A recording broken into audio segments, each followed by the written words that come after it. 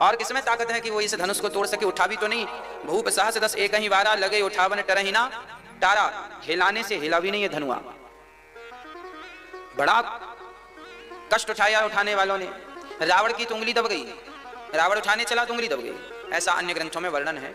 रामचरितमानस में तो लिखा है कि रावण ने धनुष छुआ भी नहीं। रावण भी आया था सीता स्वयंवर में, रावण भी आया था, पर रावण ने धनुष छुआ नहीं। पर अन्य जगह वर्णन मिलता है कि रावण की भी उंगली दब गई थी। उसने भी ट्राई किया तो उंगली दब गई, थोड़ा सा हिलाया उंगली फंस गई, वो निकाला निकली नहीं। हाँ, बड़े जतन से फिर राम जी की कृपा हुई, राम जी ने उठाया तो रावण की उंगली निकली। राम और रावण की प्रथम भेंट जनकपुर में हुई थी। रावण आया था सीता स्वयंवर में, राम जी भी पहुंचे सी सीता स्वयंवर में, दोनों की भेंट हो गई। रावण ने राम जी से कहा, सरकार कभी आओ लंका में आपके चरण पड़े। राम जी बोले हम नहीं आएंगे। रावण बोला नहीं आओगे तो हम अपने तरीके से ले आएंगे। चलिए, ये तो बाद का विषय है। भगवान श्री राम परशुराम जी का सामना कर रहे हैं। लक्ष्मण जी बोले आपको क्या तकलीफ है, धनुष टूट गया? तो परशुराम जी बोले हमारे गुरु जी का धनुष है। लक्ष्मण जी बोले तो सुनो, हमसे दूसरा धनुष ले लो।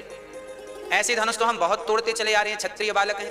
परशुराम जी आग बबूला हो गए, क्या समझते हो कोई साधारण धनुष है? तोड़ते चले आ रहे हो, जानते नहीं हो हम कौन है? लक्ष्मण जी बोले देखो हम बहुत जानते हैं आपको। आप वही परशुराम जी है ना जिसने अपनी माँ का गला काट दिया था? वही हो ना? परशुराम जी बोले हाँ वही है, बाद में जोड़ भी तो दिया था, भूल गए? परशुराम जी ने अपने पिता की आज्ञा मानी।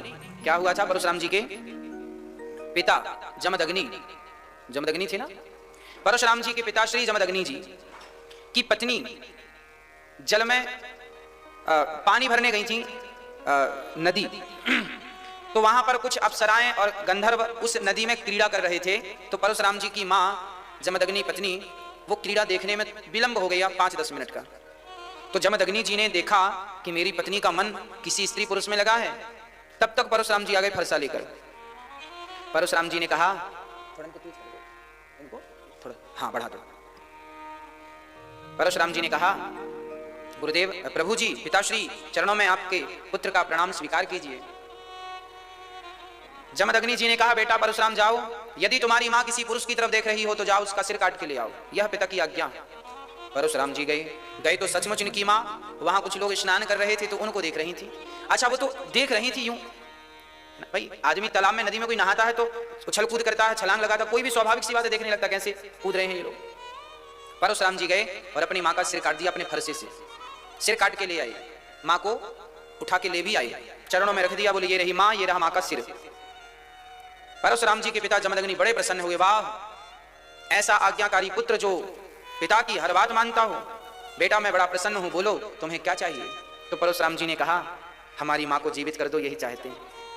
तो परशुराम जी के कहने पर उनकी पितृभक्ति को देखकर उनके पिता ने अपनी पत्नी को गायत्री मंत्र पढ़कर, जो गायत्री मंत्र आप लोग पढ़ते हैं ना, जपते हैं, उस गायत्री मंत्र को पढ़कर, एक मंत्र पढ़ा था ओनली, और मंत्र पढ़कर जल छोड़ दिया पत्नी के ऊपर, तो पत्नी जीवित हो गई थी। मरे को जीवित करने की ताकत ये गायत्री मंत्र रखता है, इसलिए इस गायत्री मंत्र का जाप हर क्षण हर समय नहीं किया जाता। बड़ा पावरफुल है ये मंत्र, सबको इसका जाप नहीं करना चाहिए। यदि करो तो ये बड़े विचार से करो। राम राम तो आप कभी भी जप सकते हैं, फायदा ही करेगा, पर गायत्री मंत्र को अपने आप पवित्रावस्था में जपा, गलत स्थान पर जपा तो वो नुकसानदायक भी है। जैसे बिजली का तार प्रकाश तो देता है ना, बल्ब इत्यादि लगा दो और वही बिजली का तार कोई पकड़ ले तो मार भी डालता है। तो फायदे जितने हैं नुकसान भी उतने हैं। गायत्री मंत्र तो बिजली का तार है, फायदे तो बहुत हैं, पर कोई गलत ढंग से पकड़ ले तो मर भी जाता है, अर्थात उसके दुष्परिणाम हैं। इसलिए गायत्री मंत्र उन्हीं को पढ़ना चाहिए जिनका यज्ञोपवीत संस्कार हुआ है। गायत्री मंत्र उन्हीं को पढ़ना चाहिए जिनका यज्ञोपवीत संस्कार हुआ है। और गायत्री मंत्र सिर्फ दिन में पढ़ा जाता है, रात को नहीं जपा जाता, क्योंकि ये वेद मंत्र है और वेद को रात में पढ़ने की आज्ञा शास्त्र नहीं देते, है ना। वेद मंत्र गायत्री कब पढ़ना चाहिए, करना चाहिए? गायत्री 3 बार, सुबह दोपहर शाम, त्रिकाल संध्या, सूर्य भगवान को अर्घ देकर प्राणायाम करके फिर गायत्री मंत्र पढ़ना चाहिए। गायत्री मंत्र पढ़ने के पहले सूर्य अर्घ देना जरूरी है, सूर्य अर्घ देकर प्राणायाम करना जरूरी है। प्राणायाम करने के बाद शिखा बंधन, जिसकी शिखा है, जिसके गले कंधे पर यज्ञोपवीत है, जिसने लंगोटी लगा रखी हो, है ना, कांच इत्यादि, वह गायत्री मंत्र का अधिकारी होता है। यदि आप ये नियम फॉलो कर सकें तो गायत्री मंत्र जप सकते हैं, और ये नियम फॉलो ना हो तो फिर राम राम ही जपो, इसी से कल्याण है। ठीक है। श्री परशुराम जी, अब इसका अर्थ ये नहीं है कि परशुराम जी ने अपनी मां का सिर काट दिया तो आप भी अपने मां का सिर काटो, बोले हम भी पिता के भगत हैं। वो परशुराम जी थे और मां का सिर कटने के बाद उसे जिंदा भी किया। क्या तुम्हारी ताकत है जिंदा करने की? यदि जिंदा करने की ताकत है तब तो काट देना, और जिंदा करने की ताकत नहीं है तो दिल भी मत दुखाना। याद रखिएगा, ये कोई सामान्य लोग नहीं है, परशुराम जी भगवान नारायण के ही अवतार हैं, है ना। तो परशुराम जी लक्ष्मण जी कहते हैं आप वही परशुराम जी हो ना जिन्होंने अपनी मां का सिर काट दिया? हाँ वही है।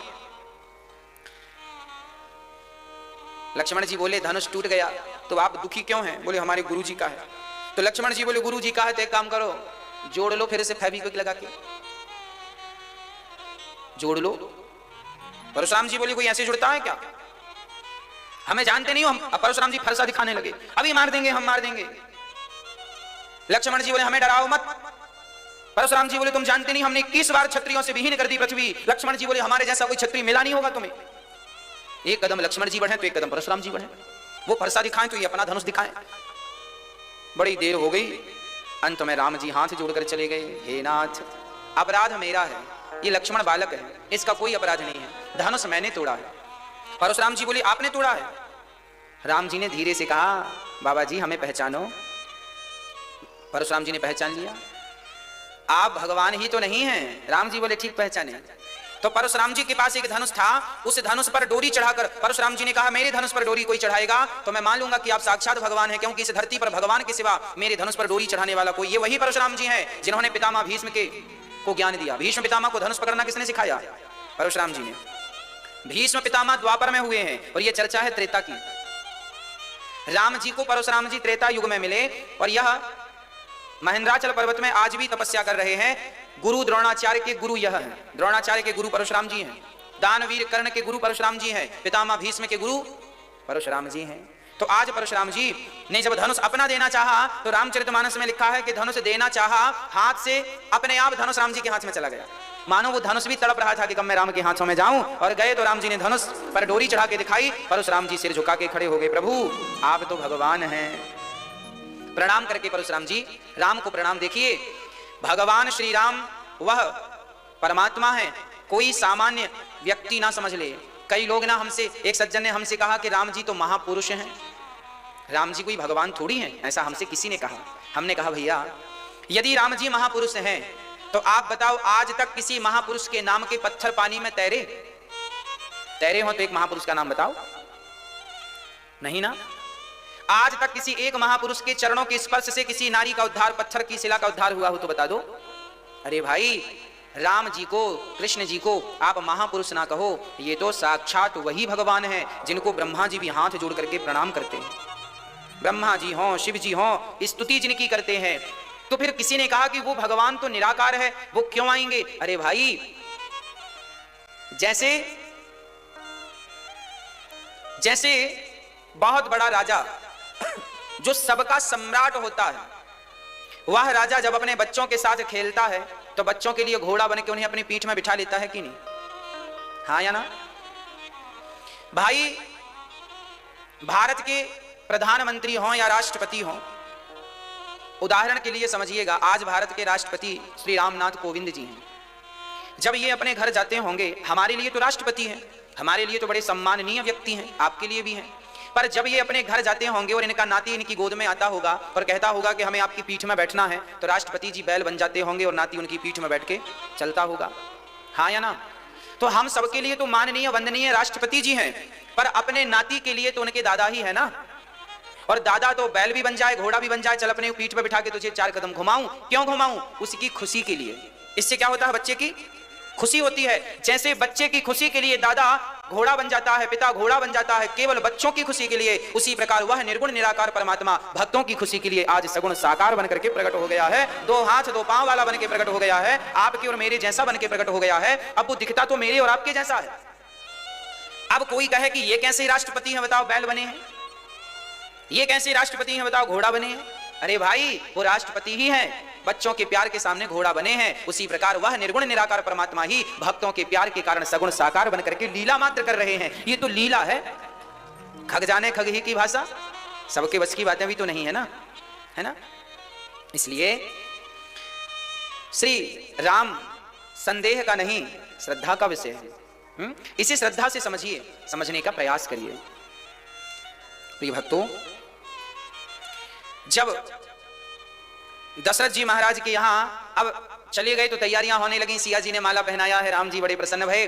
अब जनकपुर से एक व्यक्ति पत्रिका लेकर के गया, कहां? दशरथ जी के आंगन में। दशरथ जी बधाई हो, खबर मिली, जनकपुर से लोग संदेशा लेकर आए हैं। पत्रिका पढ़ी गई, राज दरबार में लिखा था, दशरथ पुत्र राम ने धनुष तोड़ दिया है, सिया से विवाह होना है, फलानी तारीख फिक्स हुई है, इस तारीख में विवाह फिक्स हुआ है, गुरुजनों ने किया है, कृपया आप बारात लेके पधारें।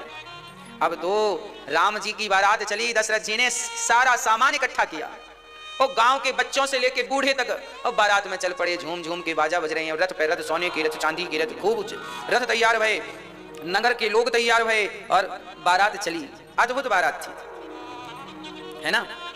अब जब बारात चली तो रास्ते में लोगों ने पूछा, भैया बारात किसकी है? लोगों ने कहा राम जी की बारात। तो गांव वालों ने पूछा कि फिर दुल्हा कहां है? अब बताओ, दशरथ जी से किसी ने पूछा होगा कि भैया बारात तो ले जा रहे हो, दुल्हा कहां है? तो दशरथ जी ने क्या जवाब दिया होगा? क्या कहा होगा? दुल्हा तो नहीं है। अरे नहीं है, इसे क्या मतलब है? हाँ हाँ, दुल्हा पहले ससुराल में। अरे पहली ऐसी बारात के दुल्हा पहले से ससुराल में। बारात जा रही थी, परंतु बारात तो थी पर दुल्हा नहीं था। पानी बरस रहा था पर बूंदें नहीं थी। पंचायत बैठी थी पर न्याय नहीं था। ये तीन घटनाएं अक्सर लोग पूछा करते हैं, कहां कहां की घटनाएं हैं। बारात जा रही थी पर दुल्हा नहीं था, ये तो राम की घटना है कि दशरथ जी बारात लेकर जा रहे हैं। शत्रुघ्न और भरत जी तो हैं, अरे पहले से पता होता कि इनका भी विवाह होना तो इन्हें ही दूल्हा बना लेते, पर दशरथ जी को तो ये पता था राम का विवाह है, लक्ष्मण का भी अभी फिक्स नहीं हुआ। वो तो जनक जी जब चारों को देखेंगे तब उनके दिमाग में बात आएगी कि ये चार हैं और हमारी छोरियां भी चार हैं, बार बार का खर्चा कौन करे, एक बार में ही निपटाओ, है ना। अब बारात चली पर दुल्हा नहीं, पानी बरस रहा था पर बूंदे नहीं। जब भगवान श्री कृष्ण ने गोवर्धन उठाया था तब इंद्र ने मूसलाधार पानी बरसाया, पानी तो बरस रहा था पर बूंदे कहां चली गई पता नहीं, अगस्त जी पी गए। और तीसरी बात है कि पंचायत बैठी थी परंतु न्याय नहीं था। यह प्रसंग है द्रौपदी का। द्रौपदी पंचायत, पांचों पांडव बैठे थे, बड़े बड़े पंचायती लोग बैठे थे पर न्याय नहीं था। ये तीन घटनाएं जिसमें एक घटना पर हम चर्चा करें, एक बात पर विचार करें। जनक जी के यहां बारात पहुंची, अब जनक जी ने बड़ा स्वागत सम्मान किया। अच्छा, दशरथ जी जब एक गांव से निकले तो बोले कि भाई दुल्हा तो आगे है, लोगों ने बड़ी हंसी उड़ाई। तो दशरथ जी को लगा बात तो सही है, तो दशरथ जी ने भरत को आगे के रथ में बिठा दिया दुल्हा बना के। कोई पूछे दुल्हा कहां, बोलिए भाई आप किस किस को बताएंगे कि दुल्हा पहले से है, तो समाधान तो निकालना पड़ेगा, तो भरत को दुल्हा बना के बिठा दिया। अब भरत जी दुल्हा बन के बैठे हैं, चल रही है बारात, चल रही है, चलती चलती जनकपुर पहुंची। और जब जनकपुर पहुंची, बड़ा अद्भुत दर्शन, जनक जी ने स्वागत किया दशरथ जी का। वाह अद्भुत नजारा, जनक जी का भी क्या सुंदर नगर था। जनकपुर कैसा था जानते हैं? बड़ी चौड़ी चौड़ी सड़कें थी, एक से बढ़कर एक मकान थे। आहा, सारे मकान चारों तरफ से खुले थे, वास्तु का पूरा ध्यान रख करके मकान बनाए गए थे। आप लोग भी मकान बनाया करो तो जरा मकान बनाने के पहले एक छोटा सा विचार कर लिया करो, है ना। आजकल हम देखते हैं लोग मकान बनाते हैं ना तो सामने की सड़क में जितना कब्जा कर सकते हैं कर लेते हैं। इनको बोलते हैं मूसर, मूर्ख। आपने देखा होगा सामने यदि 10 फीट की सड़क है और सड़क के किनारे कोई घर बना रहा है तो वो 2 फीट दबा लेता है, सड़क पे ही कब्जा कर लिया। अब जब टूटेंगे तो बाद में देखी जाएगी, पर पहले तो समस्या हो ही गई। कई गलियां तो ऐसी हो गई, लोगों ने ऐसा कब्जा कर लिया। अब देखना, ऐसा कब्जा कर लिया कि कार घर में खरीद कर लाए तो कार घर तक ही नहीं पहुंचती, क्योंकि सड़क नहीं है। कार तो है पर कार को घर तक ले जाने के लिए सड़क में कब्जा कर लिया। 1 फीट इस तरफ वाले ने दबा लिया, 1 फीट इस तरफ वाले ने दबा लिया, और जो ज्यादा दमदार है वो 2 और 3 फीट भी सड़क दबा लेता है। आप लोगों ने तो नहीं दबाई। हाँ, लोग अपने आप को बड़ा होशियार समझते हैं, हमने सड़क दबा ली, हम बड़े होशियार हैं। तुम गधे हो। गधे इसलिए हो कि कल को तुम्हारी बेटी जब विदा होगी ना तो तुम्हारे द्वार पर गाड़ी भी नहीं आएगी कि तुम द्वार के सामने बेटी को बिठा सको, विदाई दे सको। पैदल ले जाना पड़ेगा बेटी को चौराहे तक जहां तक गाड़ी आ रही है। तो इनको मूर्ख कहेंगे कि होशियार कहेंगे? हाँ, समझदार वह है जो घर बनाते समय अपनी जगह, आपका प्लॉट में भी कम से कम वो घर सबसे उत्तम होता है जिस घर की चारों तरफ आप परिक्रमा लगा लें। याद रखिएगा, वास्तु कहता है कि घर बनाते समय घर ऐसा बनाइएगा जिस घर की आप सारी परिक्रमा लगा लें, भले 2-2 फीट जगह छोड़ो चारों तरफ, पर चारों तरफ जगह छोड़ोगे, जिस घर में चारों तरफ से प्रकाश मिलेगा उस घर में कोई भी वास्तु दोष काम नहीं करता है ना, कोई भी वास्तु दोष काम नहीं करता। यदि घर की इसलिए पहले के जमाने में घर ऐसे बनते थे, आगे आंगन होता था, पीछे बाड़ी होती थी, है ना। चलो चारों तरफ से ना खोल सको तो आगे और पीछे से तो घर को ओपन रखो, अर्थात पीछे भी थोड़ी सी जगह छोटी हो, आगे भी। आंगन वाले घर बहुत शुद्ध माने जाते थे, इसलिए हमारे भारत में पहले आंगन वाले घर ही बनते थे। उन घर में कोई वास्तु का दोष नहीं होता था, घर में बड़ी खुशियां होती थी, बड़ा सुख मिलता था। आज के घर तो वास्तु का ध्यान जो रखते हैं सो बढ़िया है, जो नहीं रखते तो फिर बड़ा परेशान होते हैं, है ना। किस दिशा में क्या होना चाहिए ये विचार कर लो। घर बनाने के पहले एक बार कोई समझदार से पूछ लो, और आजकल तो यूट्यूब का जमाना है साहब, सब चीजें मिल जाती हैं, घर बैठे कहीं जाने की जरूरत नहीं। कहां पर क्या बनाना है, घर की किस दिशा में रसोई होनी चाहिए। रसोई आग्नेय कोण में होनी चाहिए। आग्नेय कोण किसे कहते हैं?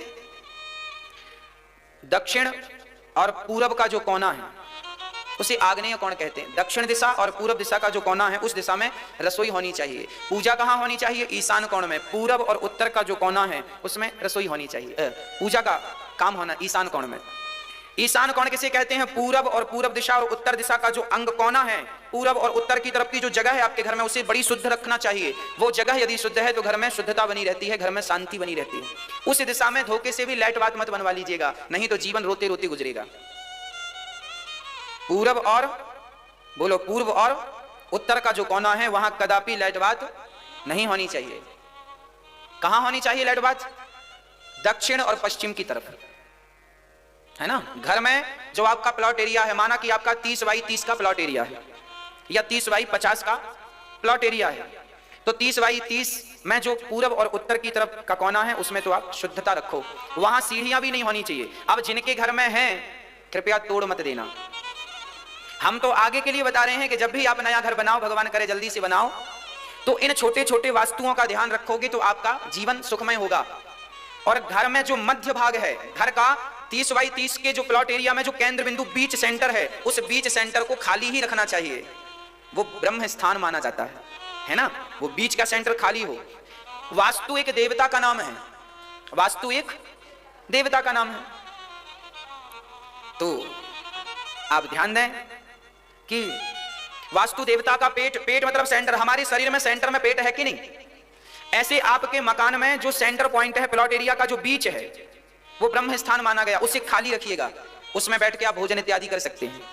बैठक हॉल बना लीजिएगा, ठीक है। वहां खाली रहने से क्या होता है कि घर में बिल्कुल आनंद होता है। वास्तु जहां आप रहते हैं ना, उस भूमि का भी बहुत बड़ा प्रभाव पड़ता है जीवन में। बच्चों को कहां बैठ के पढ़ना चाहिए, ये भी शास्त्र हमारी दर्पण है, सब चीज बताते हैं। बच्चों का पढ़ाई का कमरा कहां हो, कहां बैठकर पढ़ें, किस दिशा में बैठकर पढ़ें। बच्चों के पढ़ते समय उनका मुख पूरब दिशा की तरफ होना चाहिए, पूर्व दिशा हो या उत्तर दिशा हो, और ईशान की तरफ ही वो रहें। पढ़ाई का कमरा ईशान की तरफ ही रहे, तब पढ़ाई में मन लगता है, दक्षिण की तरफ ना रहे, ठीक है। छोटी छोटी, यदि किसी के घर में कोई वास्तु की प्रॉब्लम है तो घर में तुलसी लगा देने से, आम का वृक्ष गमले में लगा देने से वास्तु का दोष मिट जाता है। पर जब नया बनाओ तो पूरा ध्यान रखो, जो बन गया हो उसका सब छोड़ो, तोड़ फोड़ मत करिएगा, है ना। आगे से जब नया घर बनाओ तो विशेष ध्यान आपको छोटा सा रख लेना चाहिए। चलिए, जनक जी, जब जनक जी की नगरी पूरी वास्तु के हिसाब से बनी है, पानी कहां होना चाहिए? घर में बोर बनवाओ, बोर जानते हैं ना, जमीन में, है ना, वहां वो भी ईशान कोण में होना चाहिए। ईशान कोण में पानी, जल देवता है ना, तो जल का वास तो ईशान में होना चाहिए, अग्नि का वास आग्नेय में होना चाहिए। चलिए, अब आप ये समझिएगा कि आप अपने घर को जितना आगे की तरफ छोड़ के बनाएंगे, थोड़ा सा 2 फीट 4 फीट 5 फीट जितना ज्यादा, उतना आपके लिए शुभ है। और जो सड़कों में दबा लेते हैं ना, आपने देखा होगा, जिनने अपने घर को सड़कों में दबा लिया, गलियों को कवर कर लिया, याद रखना जब आप दूसरों का रास्ता रोकेंगे तो आपके रास्ते तो अपने आप रुक जाएंगे। क्या कह रहे हैं? मैंने देखा है हमारे यहां भी लोग ना सड़कों को कब्जा लेते हैं, कब्जा कर लिया, बाद में परिणाम क्या हुआ? जो उनकी गति थी धीमी पड़ गई, और धीमी पड़ गई, बिल्कुल डाउन, जीरो हो गए। जब आप दूसरों का रास्ता, भाई गांव के लोग, नगर के लोग जिस गली से निकलते हैं, तुमने दबंगई के कारण दबा लिया तो तुम्हें क्या लगता है तुम सुखी हो जाओगे? जब लोगों का रास्ता अवरुद्ध करोगे तो तुम्हारे रास्ते अवरुद्ध नहीं होंगे। कॉमन सेंस है, इसलिए रास्तों को कभी ना दबाना चाहिए। 2 फीट 4 फीट और आप छोड़िए, ताकि कल को अपने घर के बाहर गाड़ी खड़ी कर सकें, तो आपके लिए पर्याप्त जगह होनी चाहिए, ताकि आप कोई दिक्कत ना हो। बार बार थोड़ी घर के अंदर गाड़ी डालता है आदमी, अरे बाहर खड़ी रहती है दिन में, तो बाहर गाड़ी खड़ी हो इसके लिए तो पर्याप्त जगह हो। सड़कों को दबाने से आपका जीवन दब जाता है, आपकी तरक्की रुक जाती है, ऐसा वास्तु कहता है, हम नहीं कहते। जनक जी के नगर में सड़कों का वर्णन है रामचरितमानस में, बड़ी चौड़ी चौड़ी सड़कें हैं, हरा भरा है, सड़कों के किनारे हरियाली है। आज जैसा लोग कहते हैं अमेरिका में है, लंदन में है, अरे भाई ये सब पहले भारत में था। पहले चौड़ी चौड़ी सड़कें हुआ करती थी। मोहनजोदड़ो हड़प्पा संस्कृति के जमाने में भी सड़कें चौड़ी चौड़ी का वर्णन मिलता है। सड़कें चौड़ी हो, सड़कों के किनारे बाग बगीचे लगे हों, पेड़ पौधे लगे हों, फिर घर बनते थे, है ना। बड़ा सुंदर वर्णन है। राम जी, जनक जी ने श्री भरत दशरथ जी से कहा कि अब हमारी बेटियां 4 हैं, आपके पुत्र भी 4 हैं, आपकी आज्ञा हो तो चारों का विवाह संपन्न किया जाए। जनक जी से जब ने ये प्रस्ताव जनक जी ने रखा तो गुरुजनों से पूछा वशिष्ठ जी से। वशिष्ठ जी बोले इससे बेटा बोलता है, अच्छा बड़े गुस्से में बोले तो भी लगता नहीं कि व्यक्ति गुस्से में बात कर रहा है। बिहार की भाषा बड़ी मधुर है, बड़ी मीठी है, जैसे ब्रज की भाषा बड़ी मीठी है। सबसे बढ़िया भाषा है पूरे भारत में ब्रज की भाषा, ब्रज भाषा। अवधी भाषा भी बड़ी सुंदर है, पर बिहार की भाषा भी बड़ी अद्भुत है, बिल्कुल सरल सहज। और वहां का व्यक्ति गुस्सा भी होता है ना, और गुस्से में भी कुछ बोले तो हमें आपको लगेगा कि सामान्य बात कर रहा है, अर्थात वहां का क्रोध भी दिखता नहीं है ज्यादा, क्योंकि भाषा में क्रोध नहीं है, क्योंकि भाषा बड़ी सरल है, सहज है, सुंदर है, मीठी है। हमें तो सुनने में बड़ा अच्छा लगता है। आइबो खाइबो, बड़ी सुंदर भाषा। आज राम जी अयोध्या से पहुंचे जनकपुर, और बड़े भाव से श्री राम लक्ष्मण भरत शत्रुघ्न का विवाह संपन्न हुआ। राम जी का विवाह सीता मां से, लक्ष्मण का विवाह उर्मिला, शत्रुघ्न जी का विवाह श्रुतकीर्ति, और भरत जी का विवाह मांडवी। चारों भाइयों का विवाह संपन्न हुआ। जनक दशरथ जी बोले जनक जी से चलो अब विदा करो बेटी को। जनक जी बोले विदा कैसे करें, अभी तो चारों तरफ पानी बरस रहा है, बारिश का समय है, नदियां बाढ़ में हैं, अभी थोड़े दिन रुक जाओ। कब तक? 4 महीने। जनक जी ने 4 महीने इसलिए रोक दिए क्योंकि चतुर्मास यहीं व्यतीत कर लो, कहां जाओगे पानी में। चलो बारिश खत्म हो गई, बारिश खत्म हुई तो श्राद्ध पक्ष आ गए। दशरथ जी ने कहा अब विदा कर दो। अरे बोले श्राद्धों में कोई बेटी विदा करता है? श्राद्ध रुक जाओ। श्राद्ध रुके तो त्योहार कौन सा आ गया? अरे बोले नवरात्रि में लोग कन्या घर में खिलाते हैं कि कन्या विदा करते हैं? अब 9 दिन ये। अब बोले अब ये नवरात्रि गई, अब दशरथ जी बोले नवरात्रि गई अब विदा करो। अरे बोले घर की साफ सफाई चल रही है, त्योहार बड़ा सामने है, दीपावली, दीपावली हो जाए। ऐसे करते करते 6 महीने जनक जी ने रोक रखा। और जब 6 महीने हो गए, अब जनक जी ने अपने आप को समझाया कि आज ना सही कल, कल ना सही परसों, बेटी को तो विदा करना ही पड़ेगा, तो फिर कर ही दो। जनक जी ने इतना दहेज दिया, इतना सामान दिया कि दशरथ जी ने जितना मिला जनकपुर वासियों को, गरीबों को, दीन दुखियों को बुला बुला के वहीं के वहीं निपटाए। कहां ढोते फिरेंगे। जनक जी ने जनक जी दान दे रहे हैं दशरथ जी को, कन्यादान में जो सब दहेज जिसे आज बोलते हैं, दशरथ जी ने सब लुटाना शुरू कर दिया। कहने का अर्थ यह है कि आपकी जरूरत से ज्यादा विधाता दे दे तो उसका काम केवल परमार्थ के लिए हो। जो धन धर्म के लिए होता है वो धन बढ़कर के हमें विधाता देते हैं, और जब धन हम अपने उपयोग में लेते हैं सारा और उसका दुरुपयोग करने लगते हैं तो भगवान समझ लेते हैं ये व्यक्ति योग्य नहीं है, धन देना भगवान कम कर देते हैं। धन मिले पानी बढ़े, नाव में घर में बढ़े दाम, दोनों हाथ उलीचियो यही सयानो काम। नाव में पानी बढ़ जाए तो उलीच कर गिरा दो, नहीं तो वो पानी नाव को डुबा देगा। जरूरत से ज्यादा घर में धन आ जाए तो दोनों हाथ से दान करना, नहीं वह धन ही बुद्धि बिगाड़ देगा और लुटिया डुबा देगा। धन से अधर्म भी होता है, धन से धर्म भी होता है, करना क्या है मर्जी आपकी है ना। अब विदा होने लगी तो जनक जी के, दशरथ जी ने जाकर जनक जी को प्रणाम किया। दशरथ जी ने जनक जी के पांव छुए, और जैसे ही पांव छुए तो जनक जी रोने लगे, प्रभु आप मुझे अपराध में डाल रहे हैं, अपराधी बना रहे हैं। क्यों? क्योंकि परंपरा तो यही आई है कि हमेशा लड़की का पिता लड़के के पिता के पांव छूता है, पर आज उल्टा हो गया। आज लड़के के पिता दशरथ जी ने लड़की के पिता जनक जी के पांव छू लिए, और जब पांव छुए तो जनक जी ने कहा मुझे पाप में क्यों डाल दिया भगवान आपने। तब जनक जी से दशरथ जी ने कहा प्रभु मैं ही आपके पांव पड़ूंगा, क्योंकि बड़े आप हैं। मैं बड़ा कैसे? मैं तो लड़की का पिता हूं, लड़की का पिता तो हमेशा छोटा होता है, लड़का का पिता बड़ा होता है। हाँ ना, हमेशा हमेशा दशरथ जी ने कहा, जनक जी सुनो, हमेशा देने वाला बड़ा होता है और हमेशा लेने वाला छोटा होता है। अरे लड़की का पिता इसलिए बड़ा होता है क्योंकि लड़की का पिता लड़की दान करता है, देता है, जिसे कन्या दान कहते हैं। तो देने वाला तो सदियों से बड़ा हुआ है। अरे देने वाला बड़ा हुआ तब तो लेने वाला बामन बने। भगवान को भी बामन बनकर, बामन मतलब छोटे, बामन अंगुल के, जब देने वाला देता है, देने वाला सदा बड़ा होता है। यदि बड़े बनना है तो देना सीखो। दशरथ जी ने कहा कि आप तो देने वाले हैं, आपने 4 बेटियों का दान किया है, आप देने वाले हैं इसलिए आप बड़े हैं, हम लेने वाले हैं इसलिए हम छोटे हैं। पर समाज की परंपरा उल्टी चलती है। यहां तो लड़के का पिता यही सोचता है हम बड़े हैं। जरा पूछो इनसे, तुम किस एंगल से बड़े हो? तुमने दिया क्या है? सिर्फ लिया है, केवल लिया है। कल ही हमसे एक बिटिया ने पूछ लिया, कल कथा सुना के हम गए तो ऊपर बैठे थे तो एक बेटी आई, उसने कल हमसे पूछ लिया कि गुरुजी आखिर माँ बाप लड़की के घर क्यों नहीं खाते? माँ बाप लड़की के घर क्यों नहीं खाते, क्यों नहीं रहते? आज भी यह देखा जाता है कि स्त्री और पुरुष यही कहते हैं कि हमें लड़की के घर का खाना ना पड़े। तो लड़कियां पूछती हैं कि गुरुजी ऐसा कौन सा गुनाह किया है हमने जो हमारे घर का माँ बाप खाते भी नहीं है? तो इसका समाधान यह है, हमने उससे कहा बेटा लड़की, आपके माता पिता ने लड़की का दान किया है और जिसे हम दान कर देते हैं तो दिए हुए दान से फिर हम वापस कुछ लेते नहीं।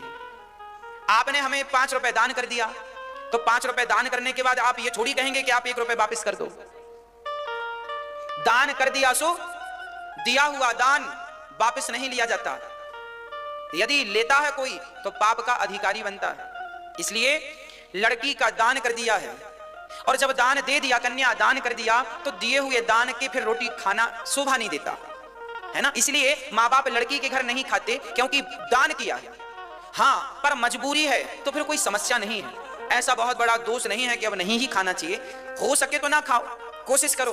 पर यदि मजबूरी है, बेटा रोटी नहीं देता तो बहुत सारी स्त्रियां बेटी के घर ही रह लेती हैं। अच्छी बात है, बुरा नहीं है, मजबूरी है। आपातकाल में हर चीज क्षम्य है, क्षमा है। पर आपत्ति विपत्ति के समय में, हर समय नहीं कि सब राजी मर्जी है तो भी बेटी के घर 15-15 दिन पड़ी है मां। विपत्ति का समय हो, आपके जीवन में आपका बेटा सेवा ना करता हो और बेटी हाथ पसारे कि मां मेरे पास आओ मैं सेवा करूंगी, तो फिर उस समय बेटी के यहां खा पी सकते हैं, फिर दोष नहीं है क्योंकि आपातकाल है वो। चलिए, अब तो ऐसे आपातकाल में सब चीज क्षम्य होती है। अब भगवान श्री राम, सीता जी विदा हुई। आप अपने बच्चों को संस्कार जरूर दीजिएगा। संस्कार कौन सा? दशरथ जी ने मांगा कुछ नहीं, पर जनक जी ने दिया बहुत कुछ, बहुत कुछ जनक जी ने दिया। लड़की का पिता जो दे दे राजी मर्जी से रख लो, मांगा ना करो। दहेज जैसी भिक्षा हमें नहीं लेनी चाहिए। आप अपने बच्चों को, मेरी माँ इतना स्वावलंबी बनाओ, इतना संस्कारी बनाओ। देखो मेरी माँ, भारत को यदि बदलना है तो आप और हम सबको बदलना पड़ेगा। हमारी सोच बदलनी होगी, हमें अपनी सोच पर काम करना पड़ेगा, अपनी विचारधाराओं पर काम करना पड़ेगा। हम कैसा सोचते हैं, कैसा करते हैं, इन बातों पे हमें विचार करना पड़ेगा। पुराना भारत जैसा था ठीक था, अब हम कैसा बनाएं इस भारत को वो हमारी मर्जी है। इसलिए हम अच्छी सोच के साथ एक अच्छे भारत का निर्माण करें। पुराना जमाना गया, दहेज लेना, मांगना, हमें इतना चाहिए, अब ये शोभा नहीं देता। अब आप पढ़े लिखे हैं, समझदार हैं। वो अनपढ़ लोग थे जो दहेज मांगा करते थे, वो अनपढ़ लोग थे जो बेटियां बेचा करते थे। आप तो पढ़े लिखे हो, समझदार हो। बेटों को इतना योग्य बनाओ, इतना योग्य बनाओ कि उन्हें किसी के सामने हाथ फैलाने की जरूरत ना पड़े। आज माँ बाप की गलती यह हो जाती है कि माँ बाप बच्चों को योग्य नहीं बनाते। आपने बच्चों को सेट कर रखा है कि आपको इतना ही करना है। आज माँ बाप सिखाते हैं बेटा तुम्हें नौकरी करनी है, वो भी सरकारी नौकरी करनी है। आपने बेटों का माइंड सेट कर रखा है तुम्हें सरकारी नौकरी करनी है। क्यों करनी है सरकारी नौकरी? अपना प्राइवेट बिजनेस क्यों नहीं करना? क्यों नहीं तुम्हें स्कूल बनाना है? क्यों नहीं तुम्हें हॉस्पिटल बनाना है? क्यों नहीं तुम्हें उद्योगपति बनना है? क्यों नहीं तुम फैक्ट्रियां डाल रहे हो बढ़िया बढ़िया? खिलौने भी चाइना से आ रहे हैं, तुम खिलौने की फैक्ट्री क्यों नहीं डाल रहे हो? भारत में जो चीजें विदेशों से आती हैं उन पर काम क्यों नहीं कर रहे हो? वो चीज भारत में बनने लगेंगी तो स्वाभाविक सी बात है विदेश से आना बंद हो जाएगा। आज हम लोग जो मोबाइल यूज करते हैं, ये बड़े दुख की बात है कि कोई बढ़िया सा मोबाइल भी भारत का नहीं है। हर मोबाइल मेड इन चाइना है। कोई भी मोबाइल आप उठाकर देख लो, जो भारत के मोबाइल थे कुछ थे वो मार्केट में दिखते ही नहीं बेचारे, कहां चले गए। अब मोबाइल खरीदना हो तो बाहरी, अब सोचो 135 करोड़ की आबादी है, पर सारी मम्मियों को तो बेटा सरकारी बने, सरकारी। अरे काहे सरकारी नौकरी करे, मोबाइल बनाने की फैक्ट्री क्यों नहीं डाल रहे हैं आपके बच्चे? क्यों नहीं अपने देश की तरक्की में आप अपना योगदान दे रहे हैं? बड़ी बड़ी फैक्ट्री, इतना विवेकशील बनाओ बच्चों को, बड़े बड़े काम करें, छोटे छोटे काम। नौकरी 20,000 की नौकरी दे दो, सरकार 50,000 की नौकरी। क्यों 50,000 के पीछे पड़े हो? 50,000 क्यों कमाना है तुम्हें? 20 लाख रुपए महीना क्यों नहीं कमाना तुम्हें? 1 करोड़ रुपए महीना कमाओ ना, 10 करोड़ रुपए महीना कमाओ, और सरकार को अच्छा खासा इनकम टैक्स दो ताकि सरकार भी मजबूत हो। हर आदमी आज फिक्स है हमें 50,000 की नौकरी मिल जाए महीने की, महाराज हम सुखी हो जाए। आदमी, भारत का व्यक्ति ना ऐसा नहीं था जैसा आज का है। भारत के व्यक्ति, भारत के लोगों की सोच बड़ी ऊंची हुआ करती थी। आज की सोच बिल्कुल संकीर्ण हो गई है। आप 50,000 से ज्यादा का सोचते भी नहीं है। कौन सोचता है बताओ? आजकल 10,000 की नौकरी मिल जाए तो लोगों को संतोष हो जाए, भैया 10,000 की, चलो हमें नौकरी मिल। कितने की? 10,000 की, महीने की 10,000, 20,000 रुपए मिल गई, बहुत बड़ी मिल गई। अरे भाई क्यों इतने तुम कमजोर हो? 20,000 की नौकरी क्यों करते हो? 50,000 की नौकरी क्यों करते हो? अपने आप को इतना सफल बनाओ, इतना सफल बनाओ कि आप 50 लाख रुपए महीने में कमाएं, 1 करोड़ रुपया महीने में कमाएं। सफल क्यों नहीं बनाते? क्यों सीमित हो जाते हैं आप? अपनी सोच को क्यों आपने सीमित कर रखा है? अपने बच्चों को क्यों नहीं स्वावलंबी बनाते? बच्चों को यह कहा करो बेटा तुम्हें नौकरी नहीं करनी, बल्कि तुम्हें हजारों नौकरियां पैदा करनी है, लोगों को रोजगार देना है, ना कि रोजगार के पीछे भागना है। ऐसा बनाओ बच्चों को, आज से ही उन्हें शिक्षा दो, उनके माइंड में यह चीज सेट करो कि तुम्हें नौकरियां देनी है। अभी आपने माइंड सेट कर रखा है तुम्हें सरकारी नौकरी करनी है। ऐसे हमारे भारत के लोग नहीं थे जैसे आपने बना दिए, भर भर के बेटा नौकरी करना, नौकरी करना, नौकरी करना, नौकरी करना। और तो और जब एग्जाम होते हैं 12वीं क्लास के, 10वीं क्लास के, तो आपने सुना होगा जिन बच्चों को, मैंने एक बार सुना एक बच्चे ने अच्छे नंबर पाए, हर सब्जेक्ट में 80 नंबर थे उसके, पर उस बच्चे ने आत्महत्या कर ली। इसलिए आत्महत्या कर ली क्योंकि स्कूल से प्रेशर था कि कम से कम 90 नंबर लाना है, मां बाप का प्रेशर था 90 नंबर लाना है। अरे भैया अब इतना जोर लगाएंगे बच्चों को, इतना परेशान करेंगे, 90 नंबर चाहिए, खाओगे 90 नंबरों को? हाँ खाओगे 90 नंबरों को? अरे व्यक्ति का टैलेंट नंबरों से नहीं दिखता, उसका टैलेंट दिखेगा उसे, उसके अंदर केवल सकारात्मक सोच भरते जाओ, सकारात्मक बनाते जाओ। नंबर कम ज्यादा से कोई फायदा नहीं। उदाहरण के लिए आज जितने भी सफल लोग हैं इनके कितने नंबर आए थे पूछो? अंबानी कहां तक पढ़े हैं? टाटा बिरला कहां तक पढ़े हैं पूछो? ज्यादा से ज्यादा 10वीं तक पढ़े हैं। 10वीं से ज्यादा ना अंबानी जी पढ़े, ना टाटा जी पढ़े, ना जितने उद्योगपति हैं 10वीं से ज्यादा पढ़े ही नहीं। और 10वीं में भी बहुत सारे तो फेल हो गए, और आज वो सफल व्यापारी, सफल बिजनेसमैन है। कितने लोग ऐसे पाए जाते हैं, कितने लोग ऐसे हैं जो कि ज्यादा नहीं पढ़े पर वो सफल बन गए। आप अपने बच्चों को ये मत कहा करो अच्छे नंबर लेके आए, अच्छी बात है, अच्छे नंबर लाएं, अच्छी पढ़ाई करें, अच्छी बात है, पर इतना प्रेशर ना दो कि आत्महत्या कर लें बच्चे। इतना भी प्रेशर तो ठीक नहीं है। अरे आदमी तो किसी ना किसी विधान से, जिनके एक भी नंबर नहीं आते वो भी कोई भूखा थोड़ी मर रहा है, सब बढ़िया पेट भर के खा रहे हैं, 2 रोटी सब कमा रहे हैं। मजदूर आदमी भी 2 रोटी कमाता है, बच्चों को पालता पोसता है, संस्कार देता है। बच्चों का केवल उनके अंदर सकारात्मक सोच भरिए, सकारात्मक संस्कार भरिए, बेटा तुम्हें नौकरियां देनी है, ये माइंड में सेट कर दो, वो अपने आप उतने नंबर लेके आएगा जितने की उसको जरूरत है। कितने नंबर लाना है ये टारगेट मत दो, टारगेट ये दो कि तुम्हें बड़े होकर नौकरियां पैदा करनी है, बस इस विषय में काम करना है। बस अपने आप बच्चों के रास्ते सुधरने लग जाएंगे। हमने देखा है बड़े करोड़पति बच्चों के बच्चे प्रेशर से आत्महत्या कर लेते हैं। भारत का युवक जवान मर रहा है, आत्महत्या कर रहा है, उसे लगता है नंबर कमाएंगे तो हमारा भविष्य क्या होगा। अरे भैया जिसके डबल 0 आए हैं उसका भी भविष्य बहुत बढ़िया है, क्यों चिंता कर रहे हो?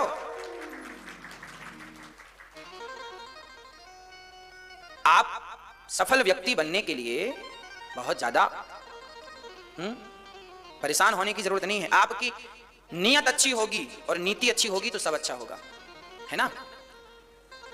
तो बच्चों को योग्य बनाइए, दहेज इत्यादि की बुराइयों से अपने बच्चों को बचाइए। अच्छी योग्य लड़की देखिए, विवाह करिए, योग्य बच्चा देखिए, लड़का देखिए, विवाह करिए। दहेज लेने और देने से बचिए। दहेज की भीख आपके बच्चे हाथ पसारते पसारते, बाप ने भी हाथ पसारा, बेटे ने भी हाथ पसारा और नाती ने भी हाथ पसारा। भिखमंगों की खदान है, सब भिखमंगे, बाप भिखमंगा, बेटा भिखमंगा, नाती भिखमंगा। भिखमंगाओं को पैदा किया आप लोगों ने, बताओ। सब दहेज की भीख मांग रहे, भैया दे दो 10 लाख दे दो, 10 लाख दे दो, 20 लाख की भीख दे दो, 20 लाख की भीख दे दो। भिखमंगा पैदा कर रहे हो मेरी माँ। अरे पैदा ही करना है तो दानी पैदा करो। जननी जने तो भक्त जने, या दाता या सूर, या से तो बंध्या भली काहे गवावे नूर। समाज में जो हो रहा है उसमें देखो क्या सही है क्या गलत है। जो सही है वो तो आप धारण करो, जो गलत है उसका त्याग कर दो। अच्छाइयों को तो जैसे दूध और पानी में हंस दूध पी लेता है, पानी पानी छोड़ देता है, जैसे सुपड़ा सार रख लेता है, असार उड़ा देता है, उसी प्रकार जीवन में सार तत्व तो ग्रहण कर लेना चाहिए, असार तत्व छोड़ देना चाहिए। आपको जो मिल जाए लड़की के पिता से वो अपनी मर्जी से दे तो रख लो, पर भीख ना मांगना चाहिए, भैया दहेज दे दो। आप लोगों ने मांगा तो नहीं है दहेज अपने बेटों के लिए? 5 लाख 10 लाख माताएं बड़ी लिस्ट भिजवाती हैं, साड़ी इतनी इतनी इतनी इतनी, ये माताएं इनका ये अभी यहाँ बढ़िया करती हैं, और इनसे जरा बात कर लो शादी की, फिर देखो शादी की बात अलग ही होगी। हाँ महाराज जी, लड़की पापा क्या करते हैं, कितना कमा लेते हैं, जितना कमाएंगे उस हिसाब से मांगेंगे। लड़की शादी करने वाले भी बड़े चतुर होते हैं, लड़का वाला हमेशा ये देखता है कि लड़की का पिता करता क्या है, कितनी जमीन जायदाद है, उसके हिसाब से मांग लेते हैं। ज्यादा जमीन है तो ज्यादा मुंह फाड़ेंगे, कम है तो कम में कम चला लेंगे। इनका लड़का तो 2 कौड़ी का नहीं है, पर दहेज तो इतना बड़ा मांगते हैं, इतना दे दो हमें, 10 लाख दे दो, 20 लाख दे दो, और 2 कौड़ी का नहीं है, बीड़ी पीता घूमता है। ये बीड़ी पे भैया के 10 लाख रुपया।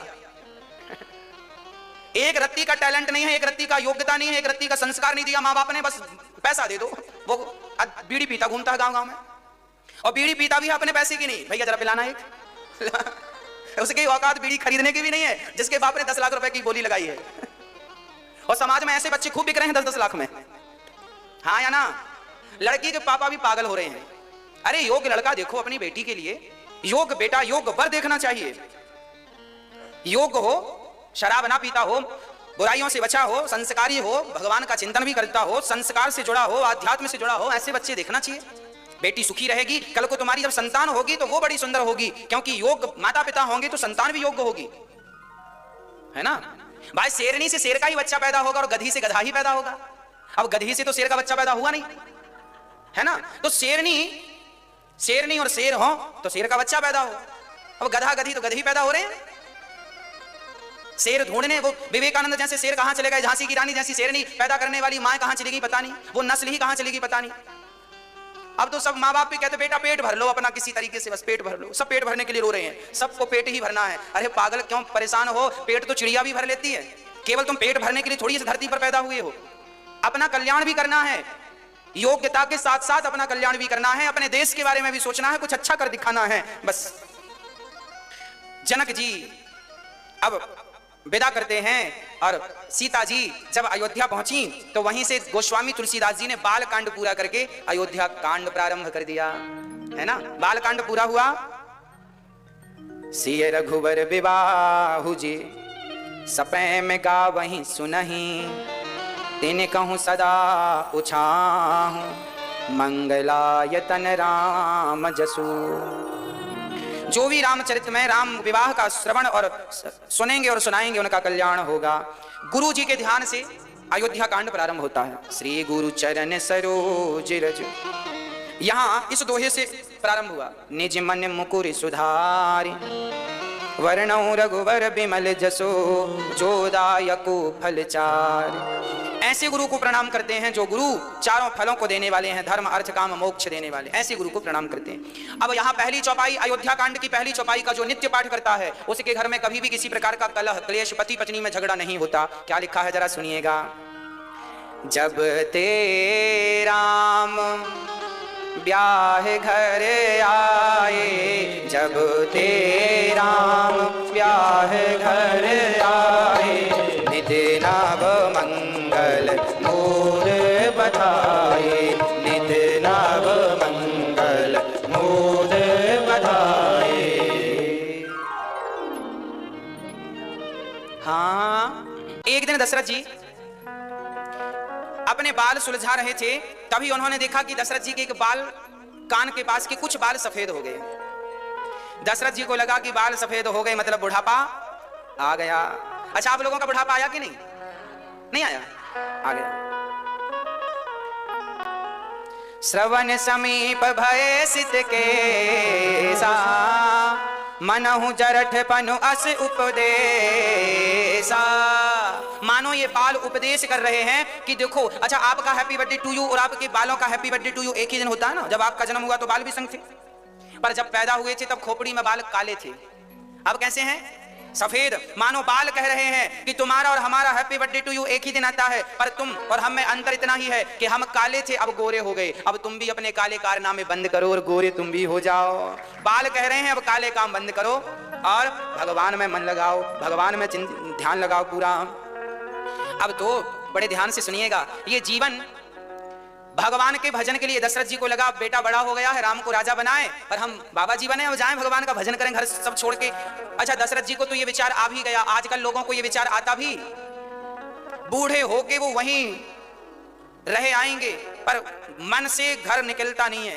बूढ़े बूढ़े लोग बेटा बेटी के चक्कर में पड़े हैं, इसलिए कहते हैं भगवान का नाम जवानी में ले लो, बुढ़ापे का इंतजार ना करना। देखो दशरथ जी ने बुढ़ापे में भगवान का भजन करने का सोचा, तो देखो बुढ़ापे में जब सोचा तो कैसे बिगड़ता है बुढ़ापा। दशरथ जी का बिगड़ गया बुढ़ापा। पत्नी ने कह दिया कि अब दशरथ जी बेचारे जरा सुनिएगा, हम तो आपसे निवेदन करेंगे कि आप अपना बुढ़ापा ना बिगड़ने दीजिएगा। समय रहते सब देखो, समय पर सब काम हो जाने चाहिए,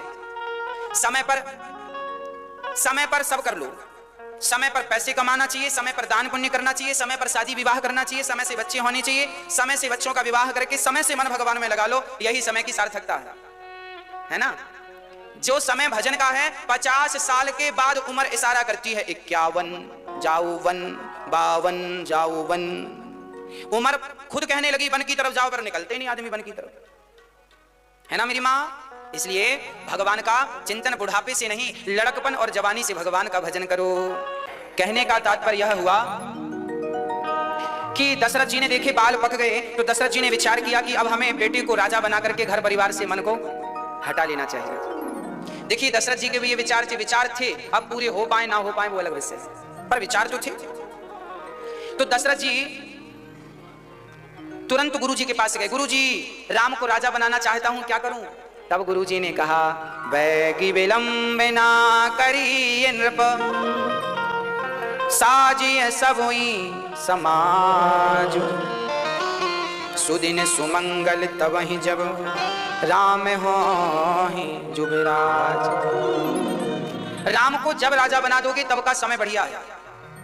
गुरु, कई लोग कहते हैं गुरु वशिष्ठ जी ने ऐसा कैसा मुहूर्त निकाला कि जिस समय राम को राजा बनना था उसी समय उनका वनवास हुआ।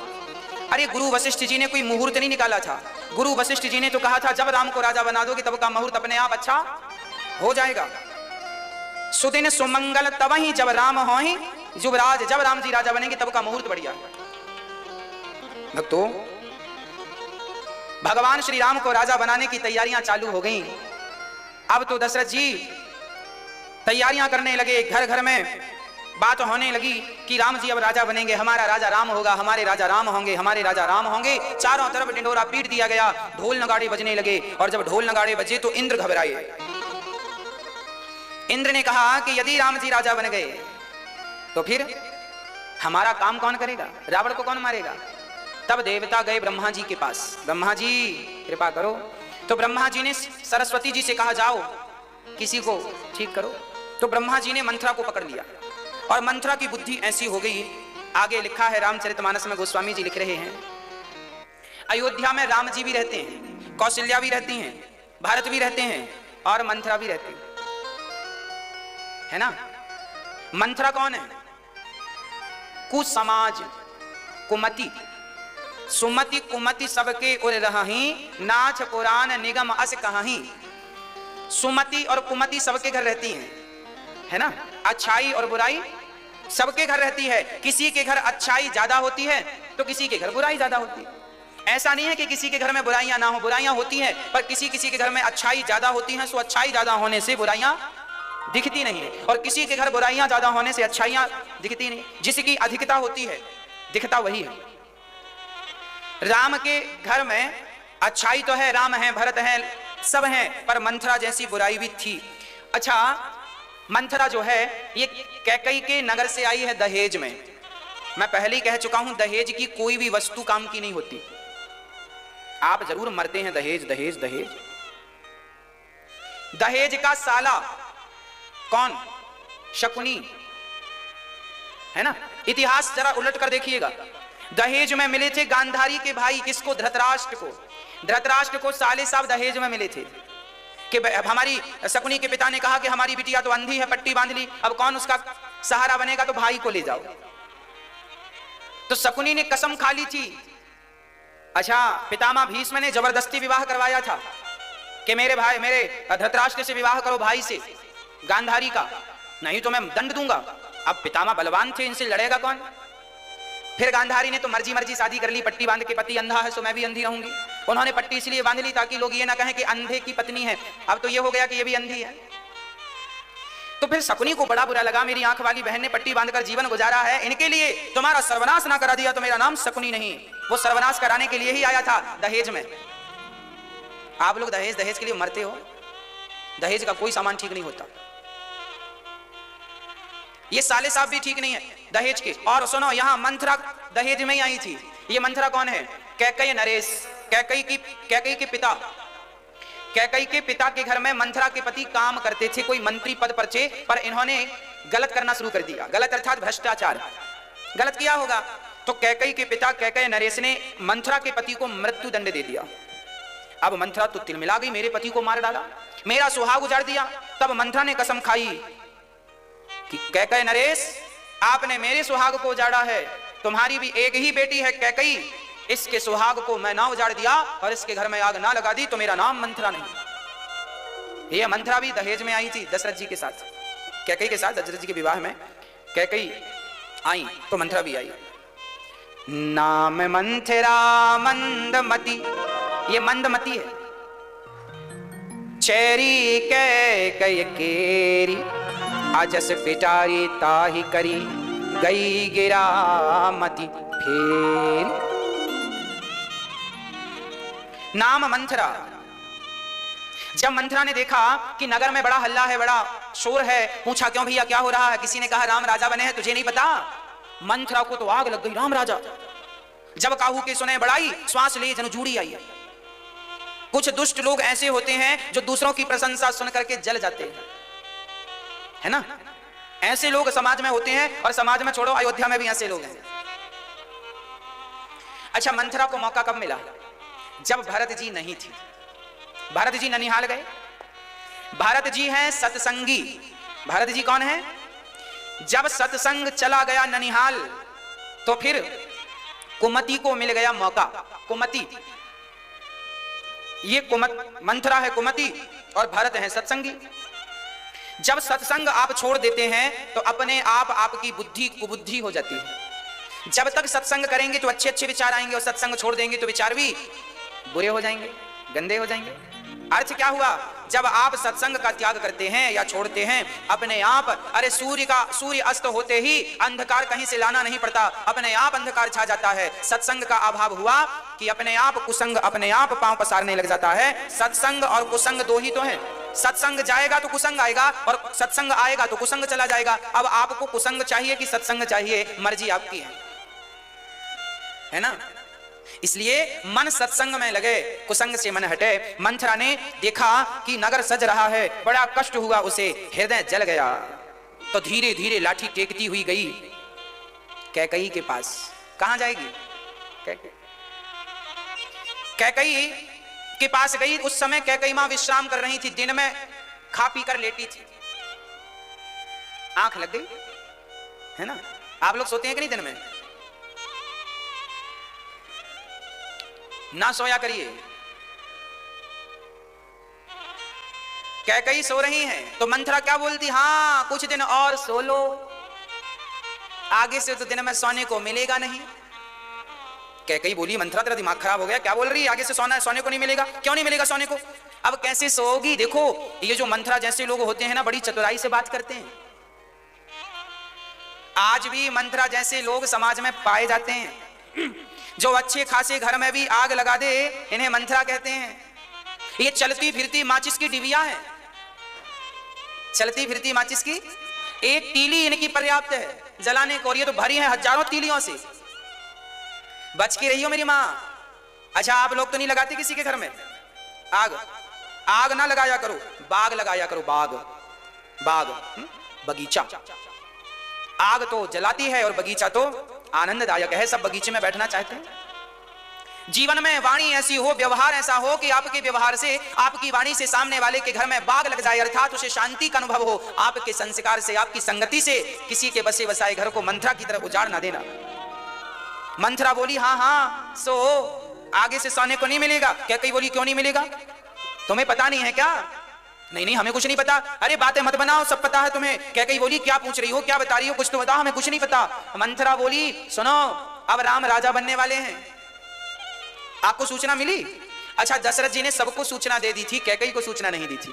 कैकेयी को सूचना इसलिए नहीं दी थी क्योंकि दशरथ जी को लगा कि हम कैकेयी को खुद जाकर कहेंगे। सारे मंत्री संतरियों से कह दिया था कैकेयी को कोई सूचना न दे, क्योंकि हम सरप्राइज देना चाहते हैं। क्योंकि कैकेयी ही ऐसी मां थी जो बार बार ये कहा करती थी दशरथ जी से, राम को राजा कब बना रहे हो, राम को राजा कब बना रहे हो। 50 बार कह दिया था कैकेयी ने। तो दशरथ जी को लगा राम को राजा के रूप में यदि देखकर किसी को खुशी होगी तो कैकेयी को सबसे ज्यादा खुशी होगी। पर आज देखो, आपकी बुद्धि कितनी भी अच्छी क्यों ना हो, आपके विचार कितने भी अच्छे क्यों ना हो, पर मंथरा जैसे लोगों से बच के ही रहना। मंथरा जैसे लोग मिलेंगे तो कितनी अच्छी बुद्धि क्यों ना हो, मंथरा जैसे लोग बिगाड़ ही देंगे। कैकेयी की बिगाड़ दी तो आपकी और हमारी क्या?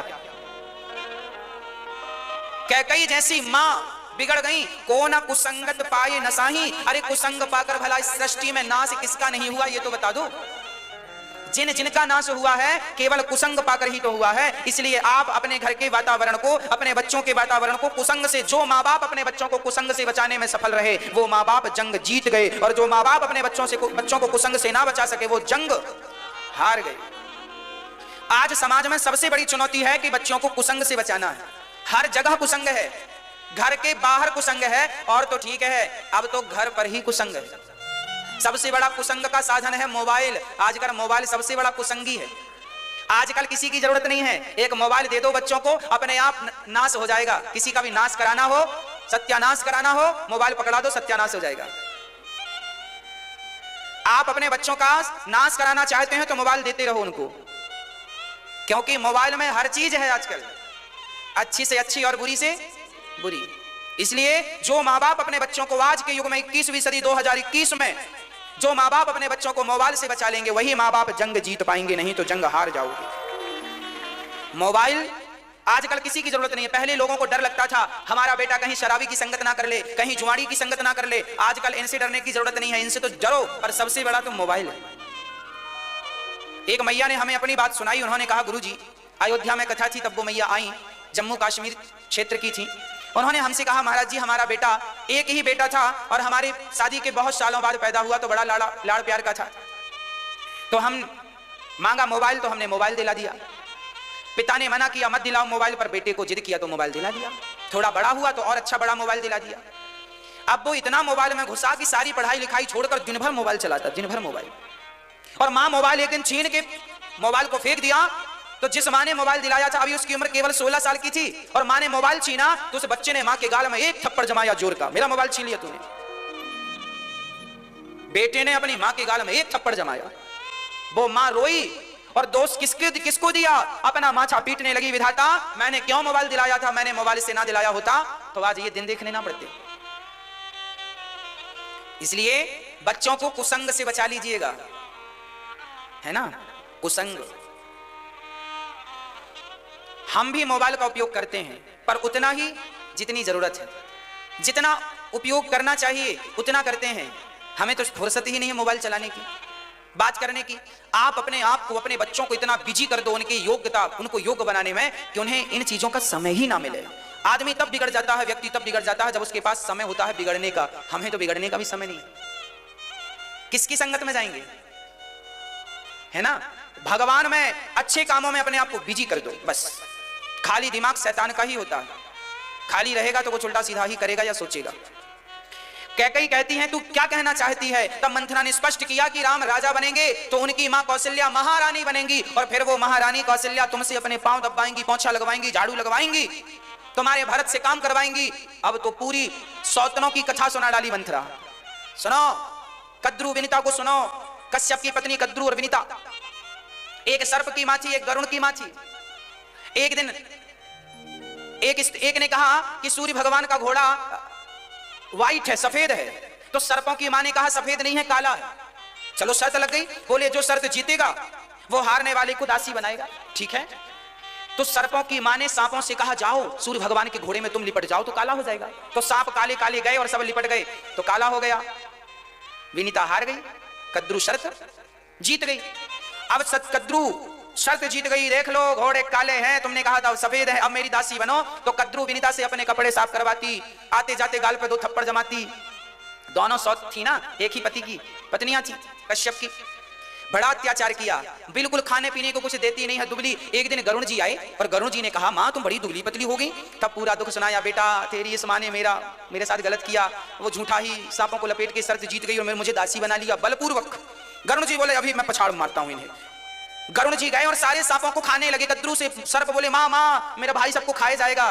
कद्रू गई, गरुण क्या कर रहे हो, तुमने मेरी माँ के साथ अत्याचार किया, तुम्हारे सारे बेटों को मैं खा लूंगा। तो गरुण जी खाने लगे। फिर कद्रू को दिखाया, देख घोड़े काले नहीं सफेद हैं सूर्य भगवान के। तब कद्रू ने अपनी बात स्वीकार की, क्षमा मांगी। तब से गरुण जी से सांप डरने लगे। ये दोनों भाई भाई हैं, एक ही माँ इनकी अलग अलग है, पर इनकी माँ के साथ अत्याचार हुआ तो गरुण जी ने सांपों को खाना शुरू कर दिया। इसलिए आज भी कालियानाग उसी डर से तो काली देह पे घुस गया था, है ना। कालियानाग की कथा भगवान फिर गेंद के बहाने गए। कहने का अर्थ यह हुआ कि सौतों की कथा सुना सुना के मंथरा ने कैकेयी को ऐसा कर दिया कि तेरी भी कौशल्या तुझे दासी बनाएगी और काम कराएगी और गाल पे थप्पड़ और ये और क्या क्या ना कहा, डरा दिया। कैकेयी माँ डर गई। और जब डर गई कैकेयी माँ पहले डरी नहीं, मंथरा को डांटा, ए राम जी राजा बन रहे हैं, तेरा पेट दर्द क्यों कर रहा है, ठीक तो बन रहे हैं राम जी राजा। मंथरा बोली हमें क्या नुकसान है राम राजा बने, कुछ नहीं, पर हमें तो तुम्हारी चिंता है, तुम्हारे भरत की चिंता है। याद रखना ऐसे लोग ऐसी ही बातें करते हैं कि हमें तुम्हारी चिंता, ऐसे लोगों से आप बच जाए ना, बढ़िया है। कैकेयी ने डांटा है पर डांटते समय मुस्कुरा दी ना कैकेयी माँ, हंस दी तो बात बिगड़ गई। काने खोरे कुबरे कुटिल कुचाली जान तिय विशेष पुनि चेरी कहीं भरत माँ तुम मुस्कान। मुस्कुराई, सारी बात कह दी। अब कैकेयी बोली तो मंथरा आप बताओ अब मैं क्या करूं। कैकेयी मंथरा समझ गई कि मेरा तीर काम कर गया, मुस्कुराई बड़ी खुश। एक काम करो, तुम्हारे पति ने 2 वरदान देने को कहा था। देखो कैकेयी को याद नहीं था, इसने याद दिलाया। ये 2 वरदान कब के हैं। एक बार दशरथ जी युद्ध कर रहे थे, कैकेयी भी संग थी। युद्ध करते करते दशरथ जी के पहिए पर बाण लगा और रथ से पहिया निकलने वाला था कि कैकेयी ने अपनी उंगली डाल दी। इनकी उंगली लहू लुहान हो गई। दशरथ जी युद्ध जीते। दशरथ जी ने देखा देवी आपकी उंगली में चोट कैसे है। तब पूरी बात बताई कि ये रथ का पहिया निकल जाता तो आप रथ से गिर जाते, युद्ध हार जाते, मैंने उंगली डाल दी। दशरथ जी बड़े प्रसन्न हुए। अच्छा मेरी रक्षा के लिए आपने अपने प्राण संकट में डाले देवी, जाओ मैं तुम्हें 2 वरदान दूंगा, जो तुम मांग लो आज मैं 2 चीजें तुम्हें दूंगा। कैकेयी ने कहा उधार नहीं, जब जरूरत पड़ेगी मांग लेंगी। आज कैकेयी ने अब मांगा, किसके कहने पर, मंथरा के कहने पर भूमिका कैसे बनाए। तो मंथरा बोली सुनो पहले कोप भवन में जाओ। कोप भवन में चली गई, सारे आभूषण श्रृंगार उतार दिया और दशरथ जी बड़ी प्रसन्नता से आए कि चलो कैकेयी को आज सरप्राइज देंगे कि देखो तुम कहती थी, अब हमने राम को राजा बनाने का संकल्प ले लिया। राम को राजा बनाने की घोषणा सब तक हुई, अब कैकेयी के कानों में वो वचन जाएंगे। पर जैसे ही दशरथ जी गए तो कैकेयी अपने महलों में नहीं थी। दासियों ने कहा महारानी कोप भवन में गई। अब तो दशरथ जी घबराए, पांव के तले से जमीन खिसक गई। अरे कोप भवन, दशरथ जी डर गए। डरते डरते डरते डरते डरते दशरथ जी कोप भवन में गए, देखा तो अंधकार, चारों तरफ अंधकार, समझ में नहीं आया क्या करें। गए, एक नन्हा सा दिया जल रहा था, उस दीपक के प्रकाश की ओर दशरथ जी बढ़े तो एक डरावनी सी सूरत सामने। दशरथ जी डर गए, ध्यान से देखा ये तो कैकेयी है। अरे देवी क्या हुआ। दशरथ जी ने बड़े प्यार से कैकेयी की तरफ अपना हाथ बढ़ाया, उसके शरीर पर हाथ रखा तो कैकेयी ने दशरथ जी का हाथ पकड़ के यूं झटकार दिया। दशरथ जी बोले देवी क्या हुआ। कैकेयी बोली, कैकेयी बिल्कुल शांत है, कोई प्रत्युत्तर। दशरथ जी बोले क्या हुआ देवी, तुम्हें किससे भय है बताओ, किसने तुम्हारा क्या बिगाड़ा है। आज मैं किसको रंक से राजा और राजा को रंक बनाऊं, आज कह दो, जिसको कहोगी रंग बनाने को से रंग बना दूंगा, जिसको कहोगी राजा बनाने को राजा बना दूंगा। और कैकेयी यही चाहती थी, राम को, राम रूपी राजा को रंक बनाना चाहती है और भरत को राजा बनाना चाहती है, यही तो सपना है। दशरथ जी ने कहा मैं राम की 100 शपथ खाकर, अच्छा मंथरा ने कहा था कि जब तक राम की शपथ ना खाएं दशरथ जी तब तक वरदान ना मांगना, क्योंकि झूठ बोल सकते हैं। दशरथ जी राम की सौगंध कभी झूठ नहीं खा सकते। दशरथ जी इतने भोले थे कि उन्होंने 1 नहीं 2 नहीं 100 कसम, सुनो कैकेयी मैं राम की 100 सौगंध खाता हूं, आज तुम जो मांगोगी मैं दूंगा। अब तो कैकेयी थोड़ा मुस्कुराई। दशरथ जी ने कहा हम क्षत्रिय हैं, रघुकुल रीति सदा चली आई, प्राण जाए पर मांग लो।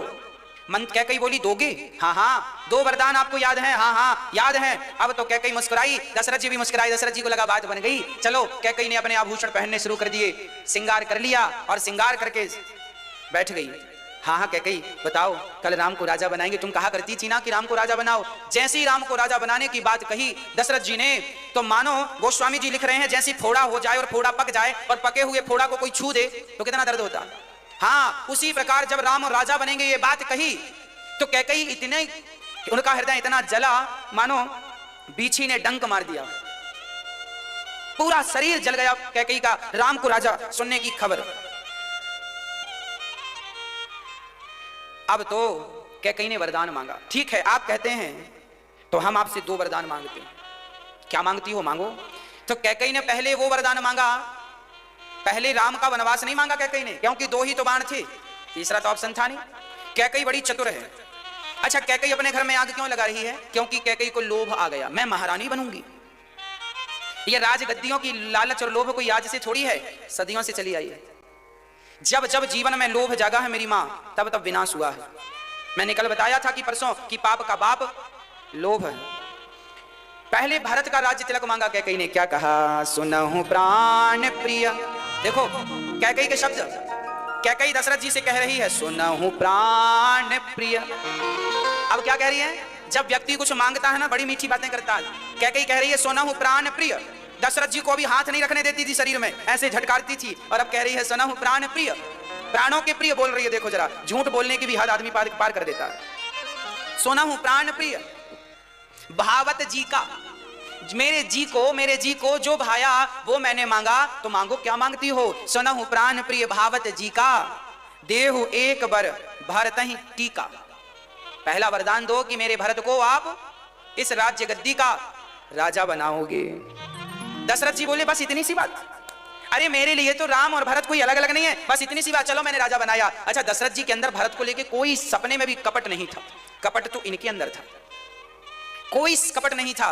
बड़ा प्रेम से दशरथ जी स्वीकार कर लिए, ठीक है मैं राम को भरत को राजा बना दूंगा, कोई प्रॉब्लम नहीं, मेरे लिए भरत और राम एक ही है, कोई दो नहीं है, एक ही। अब दूसरा जो मांगा वो वरदान ने तो दशरथ जी के प्राण ही ले लिए। मांगू दूसर बर कर जोरी, पूर्वहुनाथ मनोरथ मोरी। पहला वरदान जब मांगा तो कैकई ने हाथ नहीं जोड़ा दशरथ जी के, क्योंकि वो वरदान बिना हाथ जोड़े उसे पता था मिल जाएगा।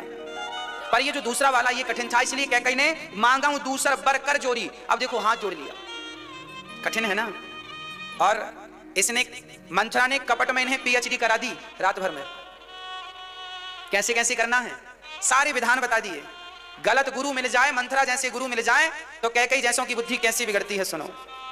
हाथ जोड़कर कैकई कह रही हैं, तापस वेश विशेष उदासी, 14 बरस राम बनवासी। तापस वेश विशेषी उदासी, 14 बरस राम बनवासी। जैसे ही कैकई ने हाथ जोड़कर ये वरदान मांगा, दशरथ जी के प्राण मानो प्राण निकल गए। दशरथ जी धड़ाम से नीचे गिर गए। कैकई मुझे विश्वास है कि तुम मेरे संग मजाक कर रही हो, तुम राम के बारे में ऐसा सोच नहीं सकती हो, मुझे पूर्ण विश्वास है तुम राम को 14 साल के लिए वनवास भेज दोगी, मुझे विश्वास नहीं है। कैकई कैकई कह दो कि तुम मजाक कर रही हो, कह दो कि तुम ये बात विनोद में कह रही हो। अब तो कैकई को बड़ा बुरा लगा। हाँ हाँ अभी तो कह रहे थे प्राण जाएं पर वचन न जाएं, पर अब मांगा तो मुकर गए। फिर मत कहा करो कि हम क्षत्रिय हैं और प्राण जाएं पर वचन न जाएं। वचन बचा के रख लो, हमें कुछ नहीं चाहिए, मत दो अपने वचन, आपने कहा था सो हमने मांगा था, हमें जरूरत नहीं थी मांगने की। अब तो कैकई उल्टी बात करने लगी। कैकई को दशरथ जी कैसे समझाएं। दशरथ जी ने कहा कैकई मैं भरत को राजा बना दूंगा, अभी बुलवाता हूं, मैं कल ही भरत का राज्य तिलक कर दूंगा, पर कैकई मेरे राम को वनवास ना भेजो, नहीं तो ये दशरथ बचेगा नहीं, प्राण निकल जाएंगे, प्राण निकल जाएंगे। अब तो कैकई ने बोला, बड़ी बड़ी डींगे मार रहे थे, हम क्षत्रिय हैं, मुकुरते नहीं हैं। क्या कहें अब दशरथ जी। राम राम रज बिकल भुआलू, जनु बिनु पंख विहंग विहालू, ऐसे पक्षी के पंख नोच लेने के बाद उस पक्षी की क्या हालत होती है, जिस पक्षी के पंख काट दिए जाएं उसकी जैसी हालत है, आज दशरथ जी की वैसी हालत हो गई। राम को वनवास 14 वर्ष के लिए। कैकई, मैं तेरे पांव छूता हूं, मेरे राम पर इतना बड़ा अत्याचार ना कर, बहुत छोटा है, पांव बड़े कोमल हैं, क्या गुजरेगी उस राम पर कि मैंने उसे रात को तो राजा बनाने का सपना दिखाया और सुबह वनवास भेज दिया, क्या कहेंगे लोग। कैकई, तेरे नाम पर थू थू करेंगे लोग। कैकई बोली, मुझे धमकी मत दो। पता नहीं गोस्वामी जी लिख रहे हैं कि आज कैकई पत्थर की हो गई, कुछ भी सुनने को तैयार नहीं, कुछ भी समझने को। वो दशरथ जी कह रहे हैं मैं मर जाऊंगा। हाँ हाँ तो मर जाओ, अयोध्या उजड़ जाएगी। हाँ हाँ उजड़ जाने दो। अब तो दशरथ जी अचेत होकर गिर गए, सब समझा लिया। तब दशरथ जी ने क्रोध में कहा, हट जा मेरे सामने से, अपना मुंह मत दिखा, तेरा मुंह नहीं देखना चाहता मैं। क्यों तूने मेरे प्राण बचाए? अरे मैं रथ से गिर के मर जाता, क्या जरूरत थी तुझे उंगली लगाने की विधाता, मैं तब मर जाता। इस मरने से अच्छा वो मरना था, ऐसे मरने से अच्छा वो मरना था। कैकई, यदि तूने तब मुझे मर जाने दिया होता तो मैं एक ही बार मरता, पर मैंने तुझे 2 वरदान देकर आज मैं हर क्षण मर रहा हूं, हर क्षण मर रहा हूं, हर क्षण मर रहा हूं। दशरथ जी अचेत होकर पड़े हैं। उसी क्षण श्री सुबह हो गई। आज पहली बार हुआ कि सुबह हो गई, सूर्य उदय हो गए, सारा समाज खड़ा था, ढोल नगाड़े बज रहे थे कि आज तो राम राजा बनेंगे। सुमंत्र जी ने देखा कि आज तो पता नहीं दशरथ जी कहां चले गए।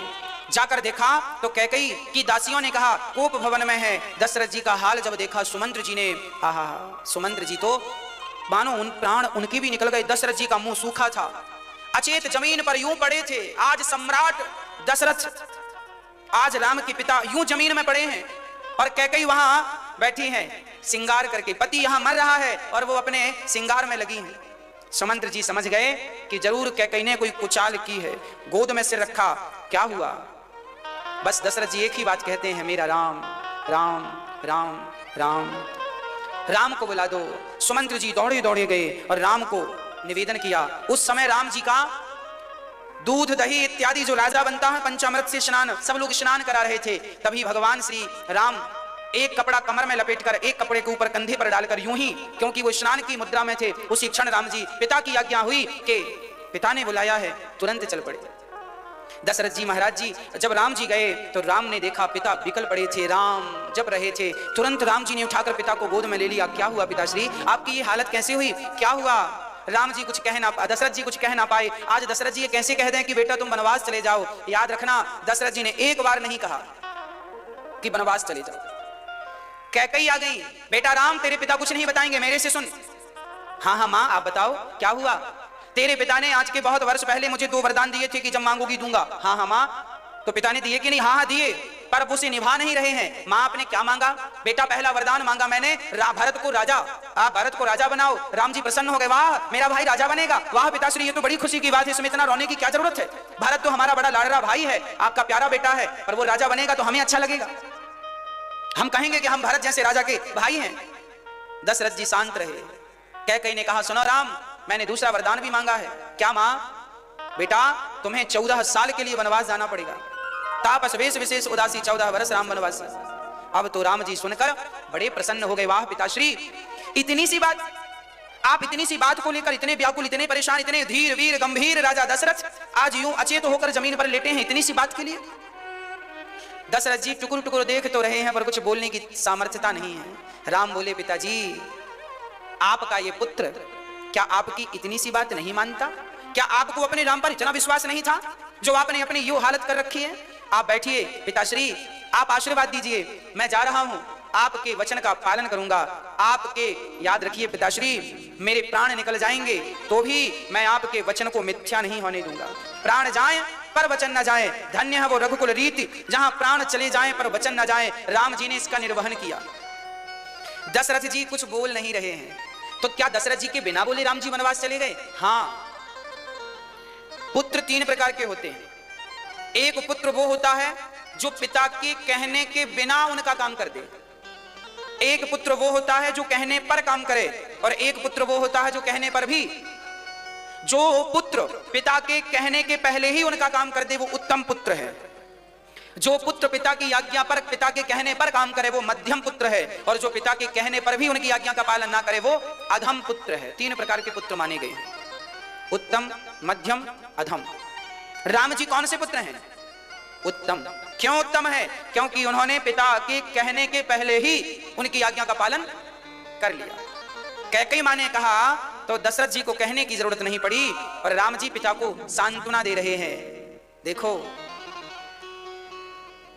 पिताश्री, आप आज्ञा दो, 14 वर्ष में यूं ही पूरा करके आपके चरणों की सेवा करूंगा, भरत को राजा बनाइए। ये कहकर राम जी पिता को प्रणाम करके, मां कैकेयी को प्रणाम करके, कैकेयी के प्रति कोई विचार ऐसा नहीं हुआ कि मेरी मां ने मुझे वनवास भेज दिया, मेरी खुशियों पर आग लगा देना, वो भगवान है।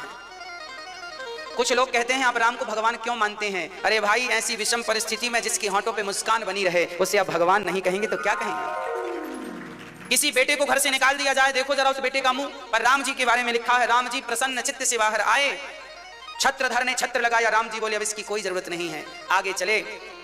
तुरंत राम जी अपनी मां कौशल्या के पास गए, कौशल्या मां को लेटकर प्रणाम किया। कौशल्या मां ने कहा बेटा आजा, आज तुझे अपनी गोद में बिठाल कर प्यार कर लूं, क्योंकि कल से तू राजा हो जाएगा ना।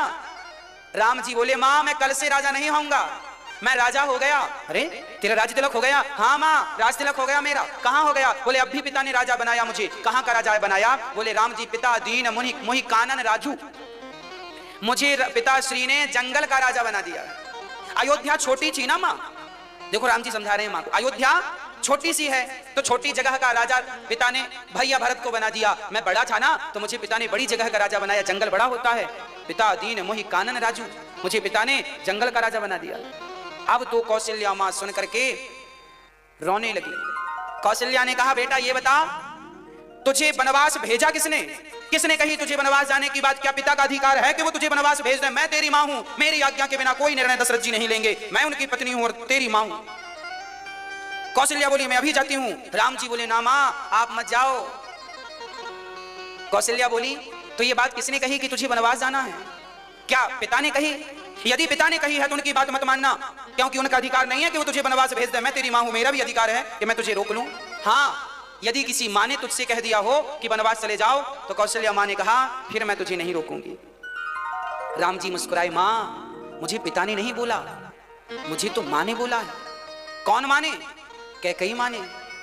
कौशल्या को विश्वास था कि राम को सबसे ज्यादा स्नेह करने वाली कैकेयी है। कौशल्या को क्या लगा कि यदि राम वनवास चले गए तो कहीं कैकेयी मर ना जाए।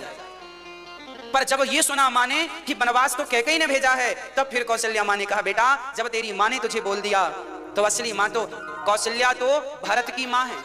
जब ये छोटे थे ना राम और भरत जी, तो भरत जी हमेशा कौशल्या की गोद में रहा करते थे और राम हमेशा कैकेयी की गोद में। तो फिर ये बात हो गई थी कि सुनो कैकेयी, राम तुम्हारा और भरत हमारा, राम तुम्हारा और भरत हमारा। इसलिए कौशल्या ने कहा कि अब भरत तो मेरा बेटा है और राम तो कैकेयी का है। जब कैकेयी ने तुझे अपना दूध पिलाया, कई बार कौशल्या ने नहीं कैकेयी ने अपना दूध पिलाया है राम को, कई बार राम जी कौशल्या का नहीं कैकेयी का दूध सबसे ज्यादा पिए हैं। इसलिए कौशल्या जी कहती हैं बेटा मुझसे ज्यादा अधिकार तुझ पर तो उस कैकेयी का है। यदि कैकेयी ने कह दिया है तो फिर मैं तुझे मां की आज्ञा का उल्लंघन करने के संस्कार तुझे नहीं दे सकती। धन्य थी वो कौशल्या मां। राम को इसलिए नहीं रोका कैकेयी मां ने कि यदि मैं जोर जबरदस्ती करती हूं तो मां की आज्ञा का उल्लंघन हो जाएगा, और यदि मां की आज्ञा का उल्लंघन हुआ तो लोग राम के बारे में क्या कहेंगे? ये राम, ये तो अपनी मां की आज्ञा ही नहीं मानते। मां की आज्ञा माने राम जी तब घर घर भगवान बन के पूजे राम जी। मां की आज्ञा ना माने होते तो बताओ राम को भगवान कहता कौन? इसलिए कहता हूं आज के बच्चों को कुछ सिखाओ ना सिखाओ, 2 और 2 कितना होता है मेरी मां? 4।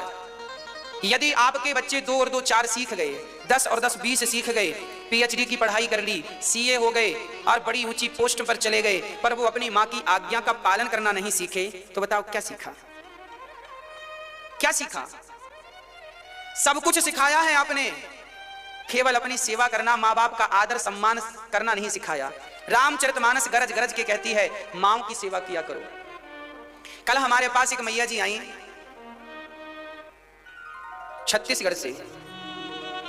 मैया जी ने कहा कि हमारा बेटा स्कूल में प्रिंसिपल है, बहुत ऊंची पोस्ट में है। कल मैया जी ने कहा हमारा बेटा ऊंची पोस्ट में है, प्रिंसिपल है हमारा बेटा। जिसका बेटा प्रिंसिपल है उस माँ ने कहा कि मेरे बेटे ने मुझे घर से निकाल दिया है। वो माँ कल यहाँ आई, हमने उन माँ से कहा माँ अब आप यहीं रहिएगा, आपका एक बेटा प्रिंसिपल है तो क्या हुआ, आपका दूसरा बेटा आपके चरणों का दास है, आपकी सेवा करेगा। आपके एक बेटे ने आपकी सेवा नहीं की, कोई बात नहीं, ये दास बैठा है, जब तक श्वास है तब तक हम आपकी सेवा करेंगे। हाँ, कितने निर्दयी बच्चे हो गए हैं वो जो अपने माँ बाप का दर्द भी महसूस नहीं करते। जिस माँ ने, और माँ ने कल हमसे बताया कि हमारा बेटा बड़ा विद्वान भी है, पढ़ा लिखा तो है, तब तो प्रिंसिपल है, और भी समाज में बहुत अच्छी बातें करता है, समाज में बातें अच्छी करता है, केवल बातें अच्छी करता है ना। वो मां यहां आई और आज बड़े प्रसन्न चित्त से, बड़े व्यवस्थित रूप से उनकी सेवा यहां पर चल रही है। दास अपनी सामर्थ्यता के अनुसार उनकी व्यवस्था, उनकी सेवा। इसलिए हम आपसे कहते हैं कि आप लोग अपना थोड़ा थोड़ा योगदान, थोड़ा थोड़ा सा सहयोग जरूर पहुंचाया करिए, ताकि इन माँओं की सेवा हो सके।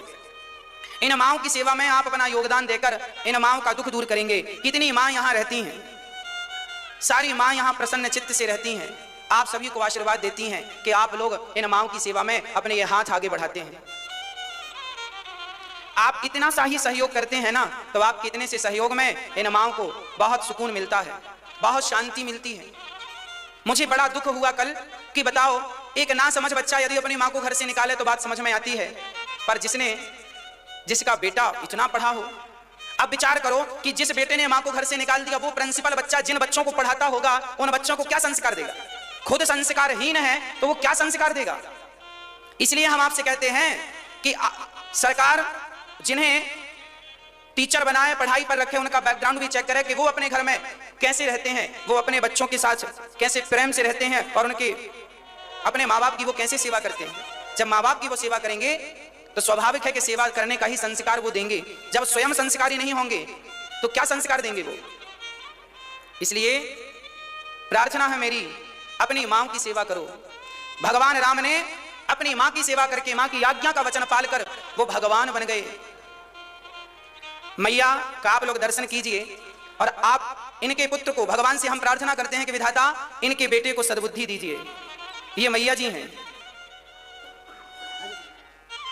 यही वो माँ है जिनके बेटे प्रिंसिपल हैं। मैया जी प्रिंसिपल हैं आपके बेटे? प्रिंसिपल के महाराज रामायण के टीकाकार, विद्वान है, रामायण की टीका करते हैं वो। एक ही लड़का है, एक ही बेटा है। 14 एकड़ खेत है। 14 एकड़ खेती है उनके नाम। झोपड़ी में रहता। कोई बात नहीं, ये माँ है, ध्यान से देखिए, इनका बेटा कहीं आसपास मिले तो जरूर हाथ जोड़कर, और उन बेटे को जरूर हाथ जोड़कर कहिए, बेटा जब कभी तुम 1 घंटे के लिए चले जाते थे कहीं माँ से दूर, तो माँ रो रो के घर भर देती थी, बेटा कहाँ है, बेटा कहाँ है। अब माँ यहाँ आई तो एक बार भी फोन नहीं आया कि माँ कहाँ हो, कैसी हो। हाँ, 3 महीने हो गए घर से निकले। रामायण से सुना, टीवी में देख देख कर चल गई। कथा सुन सुन के इनको सुनने को मिला कि ये दास अनिरुद्ध यहाँ माँओं की सेवा करता है, तो फिर माँ 3 महीने से यहाँ वहाँ भटक रही थी, फिर अब यहाँ पहुंची हैं, अब कल ही आई हैं मैया जी। अब आप मैया जी यहीं रहिएगा। अब आपके कितने बेटे हैं? नहीं, अब आपके 2 बेटे हैं। नहीं, हम भी आपके बेटे हैं, एक बेटा वो है, एक बेटा अब हम आपके। अब आपसे कोई पूछेगा कितने बेटे हैं आपके, तो आप क्या बोलेंगे? 2। एक बेटा वो सेवा करें ना करें, ये बेटा सेवा करेगा, ये आपको वचन देता है, ये पुत्र सेवा करेगा। मैया जी बैठ जाइए। मैया को पहचानिएगा, मैया छत्तीसगढ़ से हैं। कहाँ से मैया जी? बालोद जिला, गुंडर दही तहसील, गांव धनिया, बालोद जिला, छत्तीसगढ़। इनके पुत्र मिले कहीं भी तो जरूर पूछिएगा, भैया तुम्हारी माँ कहाँ है, कहाँ है तुम्हारी माँ। बस मैया बैठा। भगवान बच्चों को देखिए, हमें ये माँओं की सेवा करने की जरूरत इसलिए पड़ी। किसी ने हमसे पूछा, महाराज जी आप वृद्धाश्रम क्यों बना रहे हैं? हमने कहा हम अपनी माँओं के लिए बना रहे हैं, माएँ हमारी रहेंगी। वो कहने को वृद्धाश्रम है, वो हमारी माँओं का अपना घर है, हमारी माएँ वहां प्रसन्नता से रहती हैं। इन माँओं के लिए, इन माँओं को थोड़ी सी इस उम्र में, देखिए ये माँ इतनी बूढ़ी हैं, इस उम्र में इन्हें क्या चाहिए? 2 चीजें चाहिए, रहने को छाया, खाने को थोड़ी सी रोटी, परंतु वो बच्चे जो बड़ी बड़ी पोस्ट में है, बहुत पैसा कमाते हैं, वो अपनी एक माँ को 2 वक्त की रोटी नहीं दे पाते। तब बताओ इस दास अनिरुद्ध को इन माँओं की सेवा करना चाहिए कि नहीं? जरूरत है या नहीं?